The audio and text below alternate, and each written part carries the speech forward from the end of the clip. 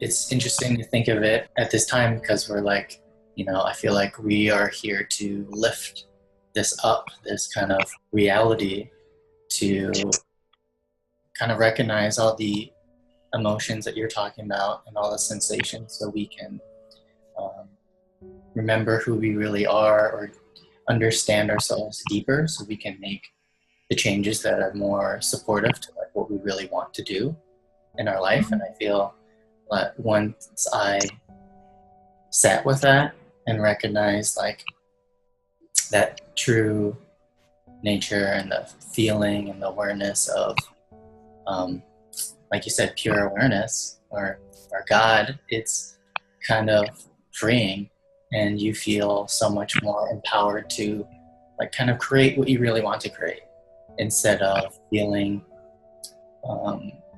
like you're in a cycle and that you have no control. And there's so many things around us that distract us from that, like separate us from that true essence.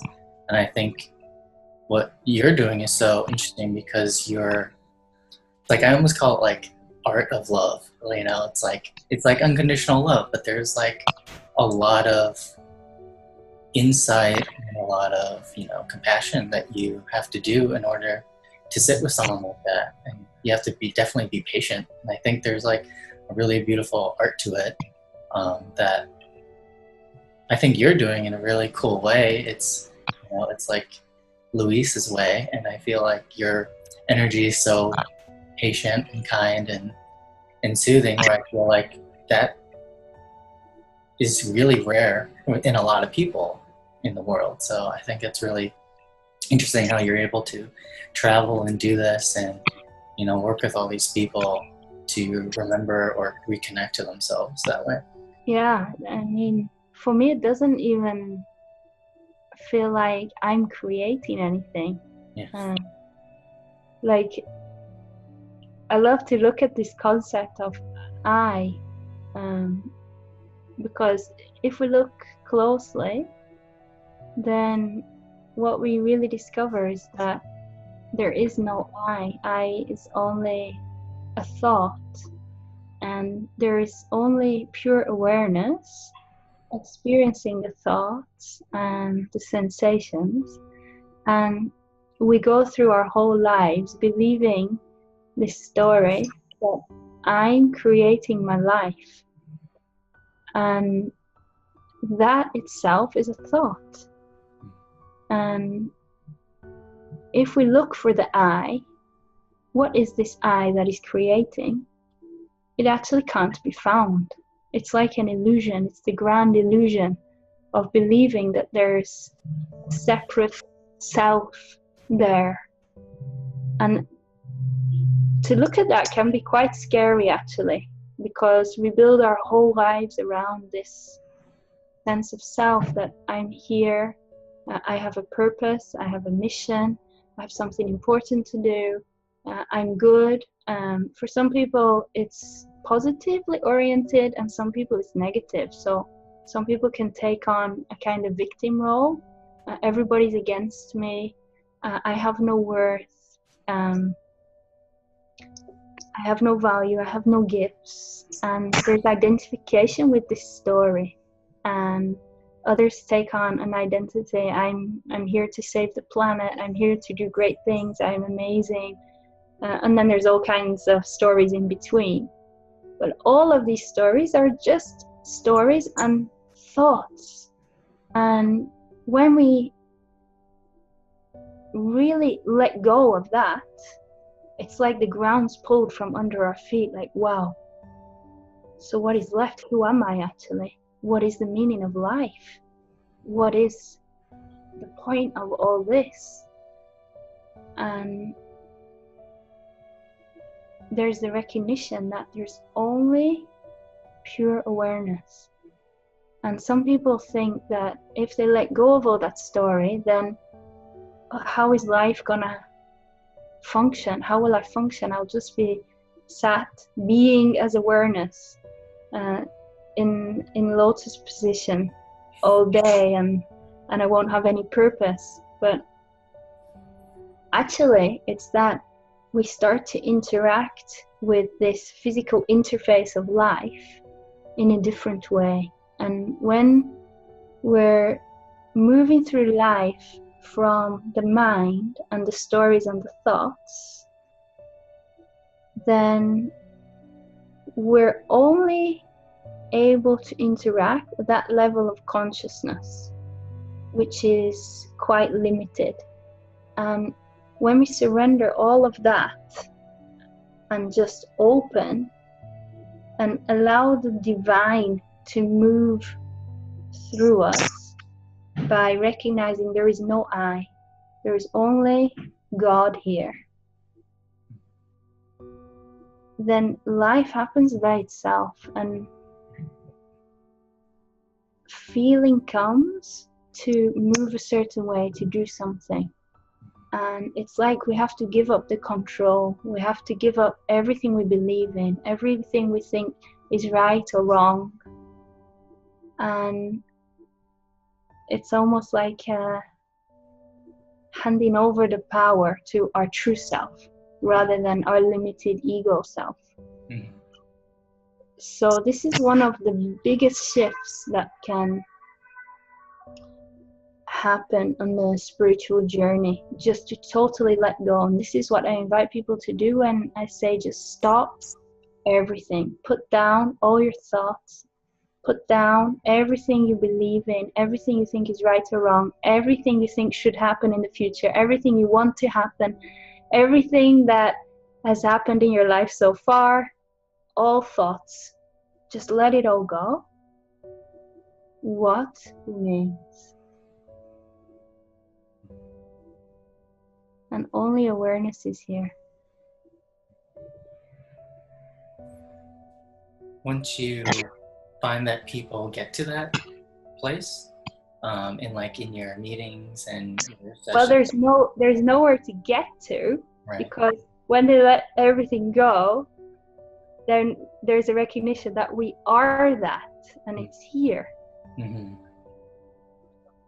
Basically, once that happens and you get to that place with people, or they recognize more of that, what do you notice and see in people and the change that they have? Some people just start to laugh because they recognize the ridiculousness of everything that's been playing out. Like, wow, I believe this story that I was a person and I was suffering, or I was doing this, and all of that collapses. And then there's a recognition, wow. And some people are filled with gratitude and awe and love.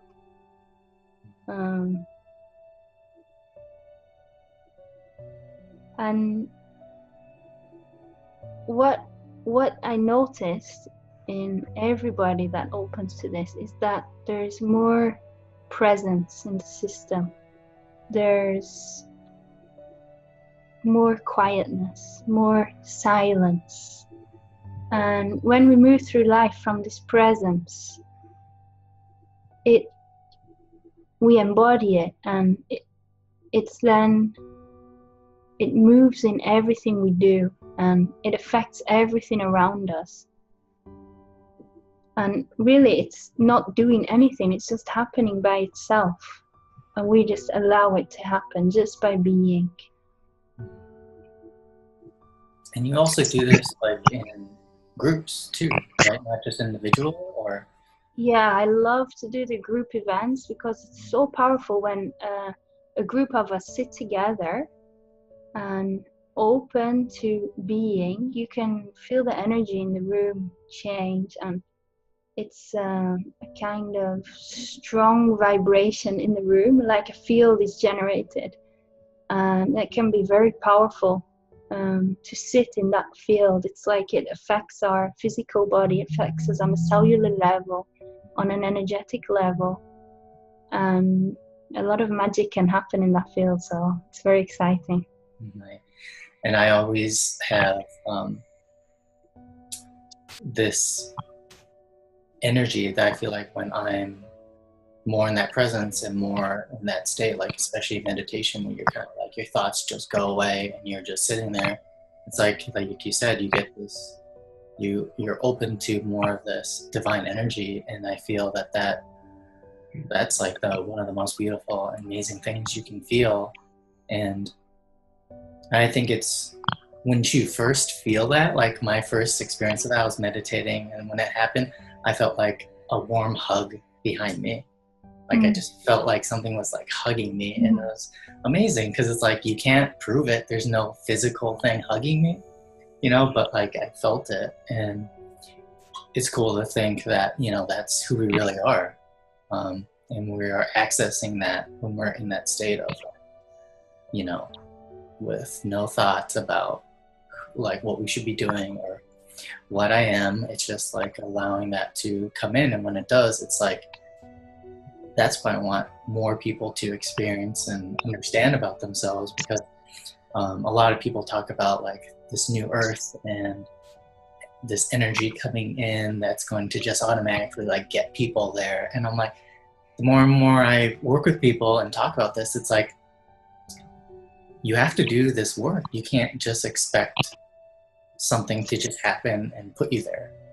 And that's why I think it's great that you're offering this now, because I think that's what's going to create this different like reality and this new way of treating each other and ourselves. And it's important that that we think like that we are the ones that are going to create this. Nothing else is outside of us that is going to create this new reality. And I think by like what you said is like, the surrendering part, that's where we can find like our true power. And do you find that once once you have these meetings and these sessions with people, do you find it lasts, or do you find that it's like, I guess what I'm trying to say is, I know it's like continually you have to do this work, but do you find that it gets deeper and deeper the more and more you do this, or there's like steps that you've experienced? My experience is that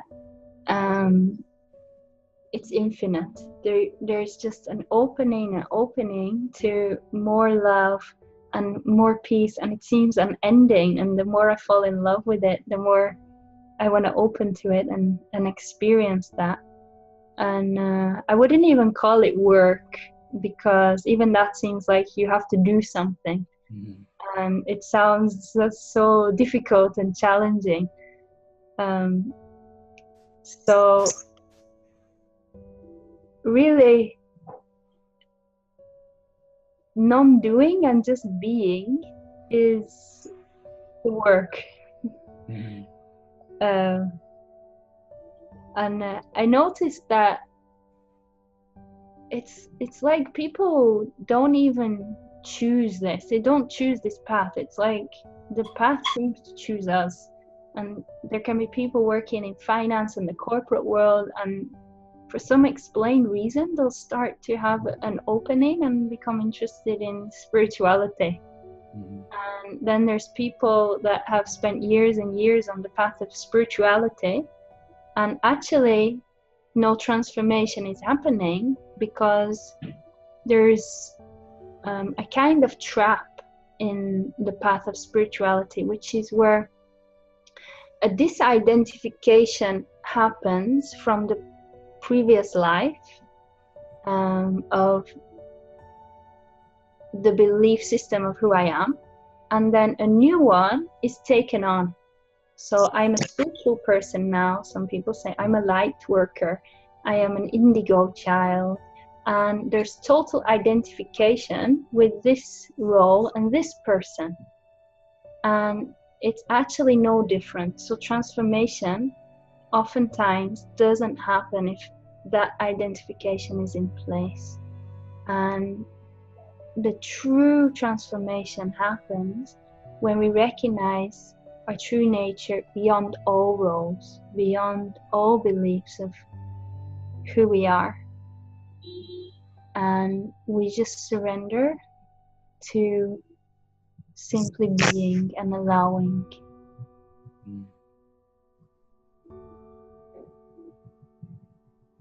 it is a challenge at first because it's so different than what we've been raised and told to do and think, and everything on everywhere you go, you see images and people talking about stuff that you have to do, or you have to, you can't, like, if you sit down, it's almost like you're punished for just wanting to, like, not do anything, and you're so lazy. Yeah, and it's like, and part of me is like, I had to deal with a lot of that because I've always felt like I have all this energy and I need to do something with it, or I notice that when there is an opportunity, I guess my thing that I'm working on now is a lot of the time I question, like, if this person is being so successful and so popular, I have a desire to wish that they could, like, do something more positive with it.